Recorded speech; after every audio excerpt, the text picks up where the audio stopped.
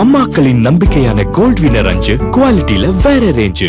இதுல நிறைய பேர் கணிச்சத்தை பத்தி பேசிட்டு இருந்தோம். இன்னொருத்தர் தொடர்ந்து சொல்லிட்டு வந்தாரு இந்த ரிசல்ட் வரப்போகுதுன்னு. அவர் யதார்த்த ஜோதிடர் திரு ஷெல்வி அவர்கள். திரு ஷெல்வி வணக்கம். உங்க இன்னொரு ப்ரெடிக்ஷன் சரியாக வந்திருக்கிறது. நீங்க ஒரு அரசியல் கட்சியில இருக்கிறீங்க, ஆனா கட்ட இதாங்க அடிச்சு சொல்லுதுன்னு அடிச்சு சொன்னீங்க. எப்படி, என்ன, ஏது சொல்லுங்க. நீச்ச பங்க ராஜயோகம் கரெக்டானே? அப்படியா? நீச்ச பங்க ராஜயோகம். அது அதாவது எனக்கு வேற ஒரு கட்சியில இருக்கிறனால சில லிமிட்டுக்கு மேல என்னால பேச முடியல.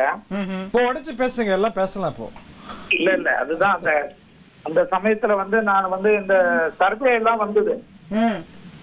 அதுல விஜய் சாருக்கு 0 சீட்டு, 1 சீட்டு, 2 சீட்டு தான் ஒரு ஆதங்கத்துல கூப்பிட்டு பேசினேன். விஜய் சார் இது 10வது மாசமே 18% இருக்கு. விஜய் சார் ஆட்டம் புரட்டாசியில இருந்து ஆரம்பிக்கும். அவர் ஸ்டார்டிங்கே 18% ஸ்டார்ட் பண்றாரு. முக்கிய செய்தியை மட்டும் பார்த்து வந்துடுறோம். ஒரு அன்எக்ஸ்பெக்டட் வின். மேலூர் தொகுதியில போட்டியிட்ட காங்கிரஸ் வேட்பாளர் விஸ்வநாதன் வெற்றி. இதுதான் முதல் வெற்றி பதிவாயிருக்கிறது. இந்த வேட்பாளர் காஞ்சிபுரத்துல எம்பியா இருந்தவர். இந்த முறை மேலூருக்கு போய் காங்கிரஸ்காரரே திகைச்சு போய் உட்கார்ந்திருக்காரு. எப்படிங்க வெற்றி அறிவிச்சிருக்காங்க. வெற்றி அறிவிப்பு, முதல் வெற்றி அறிவிப்புமே நம்மள திடுக்கிடக்கூடிய. அவருக்கு நீச்ச பங்க ராஜயோகமா இருக்கும். கேட்டுவோம். அண்ணா அவர் எல்லா ஜாத்தியும் வச்சிருப்பாரு. இவருக்கும் நீச்ச பங்க ராஜயோகமா இல்ல கஜகேசரி யோகமா? என்ன யோகம் அண்ணா இவருக்கு? இவருக்கு இதுக்கு பேரு பரிவர்த்தனை யோகம். வேற இடத்துக்கு போயிட்டு ஜெயிக்கிறது. காஞ்சிபுரத்துல இருந்து மேலூர்ல பரிவர்த்தனை அடைஞ்சு ஜெயிச்சிட்டாருன்னு பரிவர்த்தனை யோகம். காஞ்சிபுரம் விஸ்வநாதன் மேலூர்ல போய் ஜெயிக்கிறது பரிவர்த்தனை யோகம். அந்த பரிவர்த்தனைக்கு அங்க கரெக்டா மூர்த்தின்னு ஒருத்தர் இருந்தனால நடந்துருச்சு.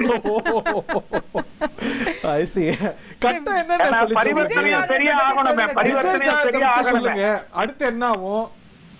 இல்ல விஜய் சாருடைய எனக்கு பொறுத்த வரைக்கும் முதல்ல விஜய் சாருக்கு வாழ்த்து சொல்றதுக்கு விட விஜய் சாருடைய ஜோதிடருக்கு ஒரு ஜோதிடர் முறையில நான் ஒரு பெரிய வாழ்த்து சொல்லிடணும். யார் அவர் பேருன்னு சொல்லுங்க. ராதன் பண்டிட்டா அவரா? அவரும் அவரும் ஆரம்பத்துல இருந்து அவரும் இருக்காரு. அதுல நம்ம மத்தவங்க புகழ கொள்ளையடிக்க கூடாது என்னைக்குமே.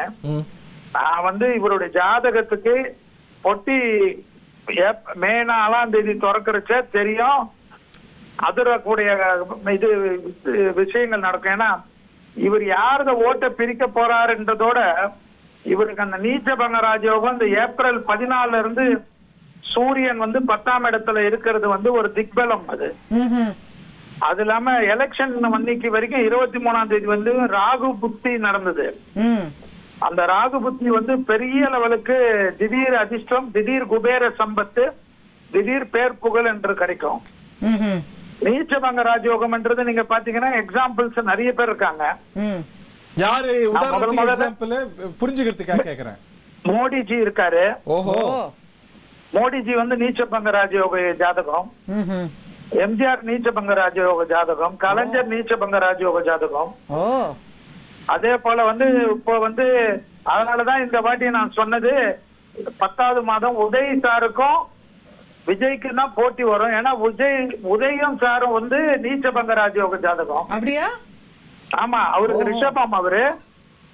அவருக்கும் செவ்வாய் நீச்சமாயி சந்திரன் உச்சம் பெற்றதுனால வேலை ஆயிடுச்சுன்னு. இது 5 வருஷம் இருக்குமா? நல்லா வேலை செய்யுமா? அதாவது ஒருத்தர் இப்பதான் வராரு. அவர் ஒரு பிரபலமான ஒரு மக்கள் இவ்வளவு செல்வாக்கா இருக்காரு. நல்லா இருக்கணும்னு வாழ்த்துவோமே. ஓகே, சந்தோஷமா இருக்கட்டும். வைக்கல நீங்க கேளுங்க, சொல்லுங்க. நீங்க என்ன இப்ப அடுத்த 5 வருஷத்துக்கு ஏதாவது சொல்லுங்க. இல்ல உங்க இருக்கு குரு புத்தி. அதாவது ஏன் நம்ம கட்டம் அவங்களுக்கு ஏற்கனவே காங்கிரஸ் நம்ம திருமாவளவன் சாருடைய கட்சி விசிகே கம்யூனிஸ்ட் எல்லாம் ரெடியா இருக்கா. அது இல்லாம அவருடைய விஜய் சாருடைய நெருங்கிய தொடர்புல மாம்பழம் எல்லாம் ரொம்ப நெருங்கிய தொடர்புல நெருங்கிய ஃப்ரெண்ட்ஸ் அவங்க எல்லாம். சோ அது எதிர்பார்க்காத கூட்டணி எல்லாம் ஏற்படும். நிலைக்குமா? ஜாதகம் இருக்கா தமிழ்நாட்டுக்கு? நிலையான ஆட்சி? அது போலதான் வரும். பெரிய கட்சிகளுடைய இது இல்லாம எல்லாமே புதுமையா வரும். மாம்பழமே நீங்க சொல்றது போல 5 இடத்துல பழுத்திருக்கு. ஆமா, அப்ப அவங்களுக்கெல்லாம் அது வந்து அந்த ஒரு ஒவ்வொருத்தருக்கும் ஒரு 30 வருஷத்துக்கு அப்புறம் ஒவ்வொருத்தருக்கும் ஒரு திடீர்னு ஒரு புகழ்கள் வரும். இல்ல இந்த ஆட்சி 5 ஆண்டுகள் நிலைக்குமா இல்ல பாதியில மாறுறதுக்கு அந்த மாதிரி வாய்ப்புகளை பாக்குறீங்களா? அதெல்லாம் கம்பீரமா நிலைக்கிறதுக்கு உண்டான ஆசீர்வாதம் வந்து அவருடைய ஜாதகம். அது இல்லாம எல்லாமே வந்து அவர் வந்து யாரையும் கடிந்து பேசக்கூடியவர்ல எனக்கு தெரிஞ்சவர்ன்றனால, சோ அதனால எல்லாத்தையும் அரவணைச்சு மக்களுக்கு நிறைய நல்லது நடக்கும்ன்றது மாதிரிதான் கொண்டு போவார். அவர் வந்து இந்த அர்ஜென்ட் படுறது இதெல்லாம் அவர் பண்ண மாட்டாரு. But what is the procedure to get நீச்சபங்க ராஜயோகம்? அது பிறவியிலேயே தாயுடைய வயிற்றுல ஆசீர்வாதம் வாங்கி பிறக்கணும். இப்ப வேற ஹரி சார், உங்களுக்கும் உங்க ஃபீல்டுல நீச்சபங்க ராஜயோகம் இருந்தனாலதான் இஸ்ரேலி பிரைம் மினிஸ்டர் நெத்தனியாக எல்லாம் போய் நீங்க சந்திச்சீங்க. அதனால உங்களுக்கு யோகம் இல்லைன்னு எப்படி நீங்க சொல்லுவீங்க? வர்ஷினி அம்மாக்கு யோகம் இல்லைன்னு எப்படி சொல்லுவீங்க? சரி அண்ணே, இப்போ விஜய்க்கான யோகத்தை சொல்லிட்டீங்க. இந்த தேர்தலுக்கு பிறகு எடப்பாடி பழனிசாமி அவர்கள் திரு மு.க. ஸ்டாலின் அவர்களுடைய அடுத்த பயணம் எப்படி இருக்கும்? இல்லம்மா, இவங்க எல்லாம் வந்து இன்னைக்கு நேத்து அரசியல் இல்ல கிட்டத்தட்ட 40 ஆண்டு காலம் 50 ஆண்டு காலம் இருக்கிறவங்க. அவங்க எல்லாம் நிறைய வெற்றி தோல்விகளை பார்த்துட்டாங்க.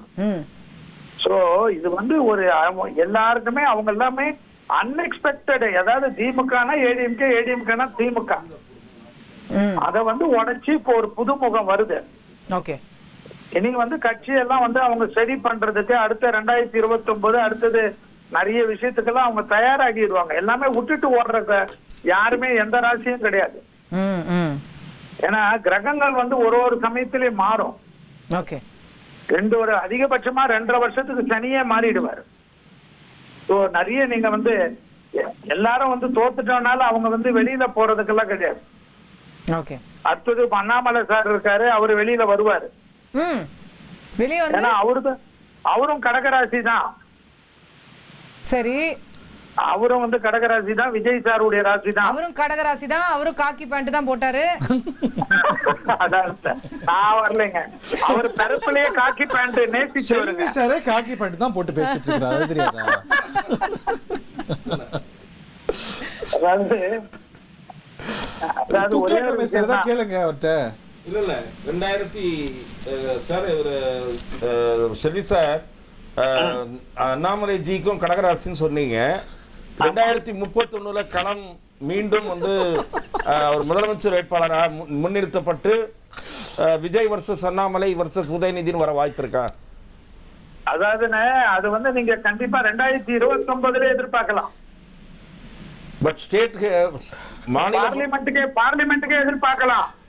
சரி, 3 பேர் தான், 3 பேருடைய களம் தான் இது. Uday sir, Vijay sir, Annamalai sir. Annamalai சாருக்கு இன்னும் ஒரு சூரிய திசையில ஒரு 8 மாசத்துக்கு கொஞ்சம் சூரிய திசை அண்ணாமலை சாருக்கு. அதனால அது வந்து இப்போ கொஞ்சம் அவருக்கு ஒரு லேட் பிக்கப் கொடுக்கும், அதுக்கப்புறம் ஹெல்த்தி பிக்கப் கொடுத்துரும். ஓஹோ, அது வந்து இந்த மாசத்துல இருந்தே அதுக்கு எஃபெக்ட் தெரியும். 29ல கருத்து கணிப்பு பண்ணி கொடுங்க. அருண் கிருஷ்ணமூர்த்தி ரிஜெக்ட். இன்னைக்கு இந்த கருத்து கணிப்பெல்லாம் முடியட்டும். ஏன்னா நம்மளுடைய அருமை அண்ணன் துக்ளக் அண்ணன் இருக்காரு, அவருக்கு நான் ஏற்கனவே ரெகுலரா பேசிட்டு இருப்பேன்.